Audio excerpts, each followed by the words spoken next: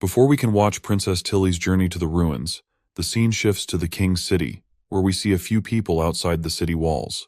These folks appear to be refugees, afflicted by the same curse-like plague spread by the church. Lady Echo feels really sorry for them, because these people are refugees from the eastern region who didn't get the chance to board the ships sailing back to border town, and the church didn't even bother to give them medicine and just threw them out to die. Thin Mustache decides to gather everyone who can still move and tells Lady Echo to take them to safety. She quickly uses her magical voice, announcing that she has come to cure them under the command of the Western Region leader, Roland Wimbledon. She assures the desperate crowd that their ship is at the docks, where people have medicine to cure everyone free of charge. Thin Mustache is amazed to see how her voice is reaching everyone's voice, even though she is not even speaking vocally with words. The people quickly perk up at this news and stand up. Even the lady suffering from illness rises, eager to be saved. She promises to go to the Western region if it means being cured. Thin Mustache flashes a pleasant grin and tells everyone they can bring their families as well. A while later, we see a bunch of water skins containing the medicine. The soldiers quickly tell the gathered refugees to drink the medicine inside the bottles, and they will be cured immediately. Without a second thought, the desperate people grab the water skins and chug down the water.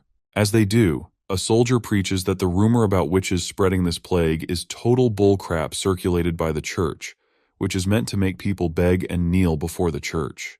He tells them that not only did Roland provide the medicine, but he's not even charging a single copper for it. Everyone's stunned and having a hard time believing it, because this just feels too good to be true. But then, one of the seriously sick women says she's already feeling better after drinking that potion, and the marks on her body have vanished.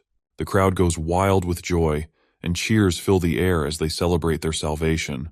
The soldier then explains that Roland Wimbledon is busy developing the Western region and needs a bunch of people to help with farms, building houses, and paving roads. He says those who agree to move there will get food and shelter as compensation. He also promises that everyone will get a job suited to their skills, and lets them know they'll be leaving in 3 days, so they should head to the ships if they want to go to the Western region. The crowd bursts into cheers once again, and eagerly says they're ready to work for Prince Roland. Thin Mustache is glad that everything is going smoothly, and what's even more surprising is that Margaret is also helping by arranging ships. Not gonna lie, I'm curious about why she agreed to help and what our boy offered her to make such a greedy merchant lend a hand. Thin Mustache then asks about the wine barrels scattered around. Theo explains that they're used to store Miss Lily's purified water. It's an easier way to get the water into the city since the walls are tightly guarded and shut to prevent mass riots by refugees. He puffs up his chest and proudly reveals that they're using the capital's side doors, which are still open for merchants, and it's all thanks to the links he has with the King's City's guards. Just then, 2 soldiers show up, and Captain Brian quickly asks them what's up. The guard reports that Miss Lightning, who's on scout duty, said someone jumped ship to escape and they're probably a rat hiding in disguise. Well, it looks like this poor rat's escape didn't go too well, and he is now getting grilled by Captain Ironaxe about who he is and who sent him. The guy quickly reveals he's not their enemy. He quickly introduces himself as Hill Fox and claims Theo knows who he is. Well, it seems like it's actually the same guy Theo met before, and back then, he was introduced as a gambler who lost everything in gambling. Right on cue, Theo shows up and fills Ironaxe in, saying that Fox is a newly recruited rat who was supposed to spread information. Theo didn't expect him to infiltrate the masses and risk getting infected, so they're curious why he'd risk his life for some intel. Fox quickly admits he's already figured out that everyone here is working for Roland Wimbledon, not Timothy. That's when Theo decides it might be best to get rid of this guy, since he knows too much and could pose a threat to their plans. However, Fox quickly insists that he's also willing to work with Roland. Ironaxe isn't buying it, though. He definitely doesn't want to trust a rat who's already been working for Timothy. But Fox quickly ups the ante, declaring that he's actually an enemy of Timothy. Suddenly, a little bottle falls out of Fox's pocket, and Theo is quite startled to hear that he's actually an enemy of Timothy. Theo bends down to grab the suspicious-looking bottle, and Fox quickly claims it's the church's holy medicine, which he took from the black market for a high price. He then quickly expresses his desire to join Roland's crew, because he also wants Timothy crushed as well. Thin Mustache asks Theo what he thinks about the situation. Theo explains that when he's not sure what's true or not, he usually goes with the safest bet, which here means deciding to kill Fox. Right at that moment, Nightingale joins the scene and tells Theo to leave it to her to figure out whether Fox is lying or not, because she is a living, breathing lie detector. In a few moments, Fox spills everything from the beginning. He clarifies that he didn't go bankrupt from gambling, nor did his wife cheat on him. These are just tall tales. In fact, he used to be part of the Pigeon Hat, a circus group that performed in the capital's inner districts. The group wasn't very large, but they were a tight-knit team, and Fox met his wife during that time. After they got married, they saved enough money to buy a house in the capital. But everything was destroyed when Timothy began his witch hunt. Under his harsh rule, the patrols went nuts looking for suspects, and Fox's wife was captured on flimsy accusations of being a witch. Later, Fox thought he could bribe the prison guards to free his wife, or at least get a chance to see her. But those filthy, greedy bastards just took his money and still wouldn't let him see her. They promised he could pick her up later, but when he finally got the call, she was already a mangled corpse. From then on, Fox swore he'd get justice for his wife. But the guard responsible for her death got off with just 10 lashes, and all Fox got was a measly 3 gold royals as compensation for losing his wife. If that's not rubbing salt in the wound, I don't know what is. So, Fox's sole purpose in life became seeking revenge on Timothy. He rallied support from his friends in the circus group, and since they weren't exactly battle-hardened, they used their skills to infiltrate various underground organizations. They gathered intel on Timothy and spread it to his enemies. While doing this, he also met Theo and kept tabs on him, who was supposedly working for Timothy to get rid of refugees from the city. But Fox eventually discovered that Theo was actually working for Roland. So here he is, still tied to the chair, insisting that he's eager to join Roland if it means taking down Timothy. He's ready to spill all the juicy details he has about Timothy to make it happen. Once the guy is done speaking, Theo turns to Nightingale and asks her to take on the matter.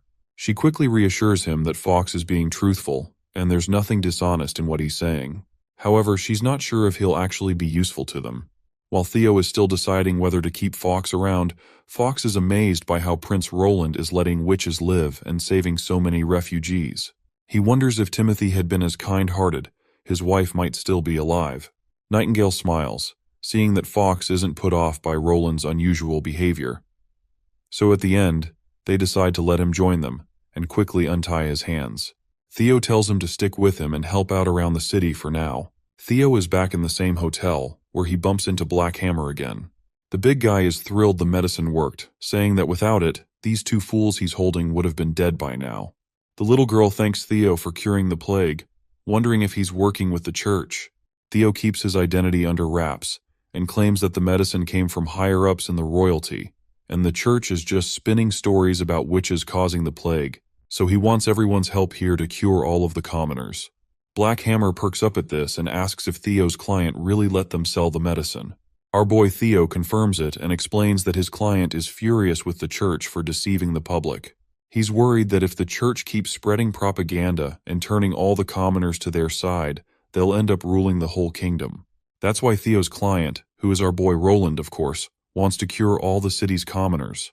Theo tosses out a pouch of water containing Lily's purified water and tells the rats they can sell it for 10 silver, with 40% of the cut going to them. The guys perk up at the prospect of making some quick cash. Theo explains that he smuggled nearly 5,000 to 6,000 worth of medicine, so if they sell it all, they could make some serious money. He also points out that he knows they might try to sell the medicine at an even higher price. To drive his point home, Theo slashes his dagger across the desk and warns them that his client doesn't forgive those who try to play dirty, so they'd better steer clear of scamming others for their own gain. He also tells them not to sell the stock all at once to avoid scalping, and that it's their problem from now on. Then he asks one last time if they're up for the job. Hammer stays quiet for a moment, then grabs the dagger and confidently says he's all in. After hearing the response, Theo quickly informs him that the medicine will arrive at the inn in 2 days by sunset. The next scene takes us to the church, where people are lined up before a priest. One guy sits down over his knees and informs the priest that his whole family has caught the plague and he desperately needs the holy medicine. He explains that he got ripped off by those black market rats when he tried to buy medicine, and now all he has left to offer is a little egg. The priest takes the egg, but not before giving the guy a stern look. He tells him he'll be punished for not trusting the church and trying to buy medicine from the shady black market. Then the priest orders him to stand up in order to seek forgiveness. The priest tells him that he'll have to devote the rest of his life to the church. The guy quickly agrees, saying he's ready to dedicate his life right away. Suddenly, another guy rushes in and tells the priest there's a report about someone smuggling the sick out of the city. The news comes as a great surprise to the priest. Shortly after, we find a priest grilling this guy Needle Eye, who claims to have even juicier news. The priest promises this man that if his information checks out, he'll be rewarded with the holy medicine for his help. Needle Eye then quickly explains that there are empty ships at the commercial river outside the city specifically for shipping the sick. What's even more blasphemous is that they have a way to cure the demonic plague. He says the soldiers had the sick drink some strange water, which made their black spots quickly vanish. These soldiers from the western region are also offering food and shelter to anyone who moves there. To make things worse, there are witches among these people. The mention of witches rattles the priest to his core, and Needle Eye confirms he even saw one flying through the air. One priest grits his teeth at this revelation, while the other asks how many people are on their side and whether Needle Eye is sure they're mercenaries employed by the merchants. Needle Eye kind of confirms it, saying they weren't wearing any armor, didn't have horses, and were armed only with wooden spears, and claims that there are probably fewer than 100 of them. The priest tosses a bottle of medicine towards Needle Eye, who after seeing his reward coming at him, quickly adds that there are also rumors this whole thing was organized by the ruler of Border Town, who's looking to develop his land. The priest gives Needle Eye props for the info. But before the poor guy can even enjoy his reward, his throat is pierced by a dagger from behind, leaving him writhing in pain, and the attacker is a shady figure in a robe. After Needle Eye is dead, the junior priest asks his senior if he really buys the stuff Needle Eye was saying. The senior priest says he'll need to check it out, but suspects there's some truth to it. He plans to put 2 scouts on the city walls to figure out what's going on. The priest gives the mission to his junior, instructing him that if there are indeed mercenaries and witches at the docks, he'll need to buy up all the medicine the rats are selling around town. He is afraid that if the people from Border Town continue spreading their cure, nobody will bow down to the church anymore. As for the witches, the priest decides to leave that task to a mysterious figure known as Faceless. It turns out Faceless is no ordinary person.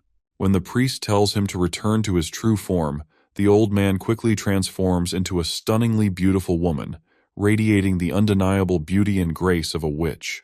It seems she has a particular fondness for the priest, and assures him she'll take care of her part of the job.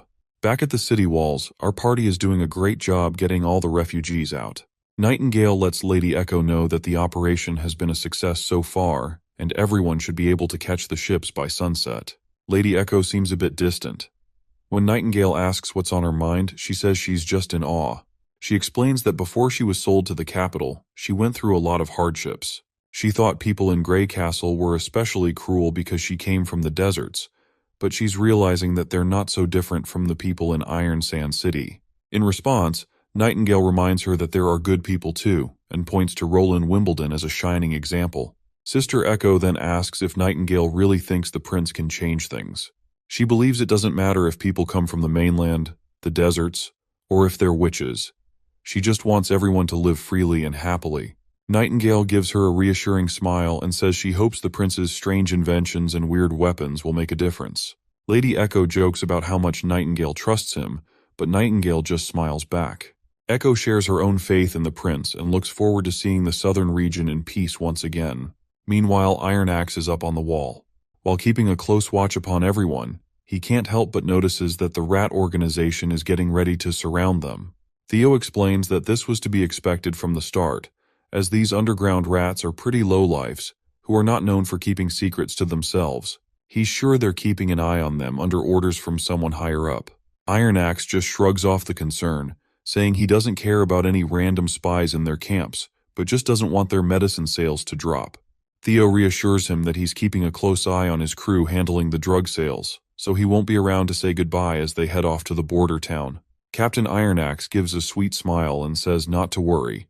They'll catch up when the prince himself comes to claim the capital. As night settles in, we see that witch again, keeping an eye on the crew. She seizes her chance, lunging at one of the soldiers with a dagger. Before he can react, she slits his throat, leaving him dead on the ground. She then takes her clothes off and disguises herself in the soldier's uniform. As Lightning strolls back into camp from her patrol, Wendy's first question is about the current situation. Lightning reports that Iron Axe has already taken the infantry team out to tackle the rats. Lady Echo hands Lightning some water, and Lily grumbles about not having had a shower in days. All she right now wants is to go back to her house and enjoy the luxury of her bubbly home shower. Lightning almost chokes on her water and can't help but tease Lily for sounding like a spoiled elite, especially since she hates nobles. While the girls are in the middle of their banter, that witch in the guise of a common soldier barges in. She's hoping to blend in without any trouble, but Nightingale cannot be fooled so easily. She quickly appears behind the disguised witch, gun barrel pressed to her head, and demands to know who she really is. The witch tries to keep up her pretense, claiming he is Ford, just in charge of patrol. But Nightingale's not buying her crap, quickly pointing out that she's never seen a man with magic inside him before. Nightingale figures this guy isn't just any man. He's either a witch who sneaked in or a really rare male witch. Either way, she's sure he's not the Ford he claimed to be. With her cover blown, the witch decides to go on the offensive. She lunges at Nightingale with a dagger, but Nightingale dodges easily. The witch then turns her attention to Lily, aiming to stab her. Wendy jumps in front to protect Lily, and that woman swings her dagger right away. Nightingale takes action and fires a shot that hits the witch square in the chest. The witch collapses with the single bullet, and as she falls, she reverts to her original form. As she lies on the ground, taking her last breaths, she's overwhelmed by memories of Priestess Heather, who took her in and gave her the name Afra. The recollection brings tears to her eyes. Meanwhile, everyone rushes to Wendy, checking if she's injured. Wendy assures them that she's completely fine, and that the dagger didn't even touch her. It turns out she was wearing some armor made by our hero, which likely saved her from a serious cut. Meanwhile, Lily is still shaken and on the verge of tears, visibly terrified from the close call. She then lashes out at Wendy, telling her not to rush into danger like that again. Wendy comforts Lily by patting her on the head, explaining that she was just caught up in the moment and jumped in front of the blade to protect her, instead of using her wind magic. While they're chatting and comforting each other, Lightning wonders why the witch attacked them in the first place. It doesn't make sense to her why a fellow witch would turn against them. Nightingale steps in and tells Lightning that this woman isn't like them. This night is the last night for everyone here before heading to the border town. And later that night, the rats tried to launch a major sneak attack.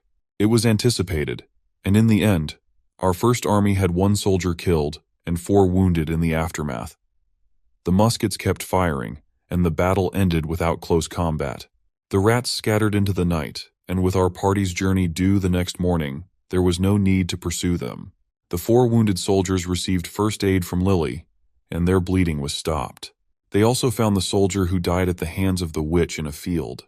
He was the soldier who died far from home, so he was given a respectful burial, and everyone expressed deep respect and mourning. Because of that one loss, the First Army's debut battle on foreign soil wasn't a success, but it wasn't a failure either. With heavy hearts, everyone prepares for their journey.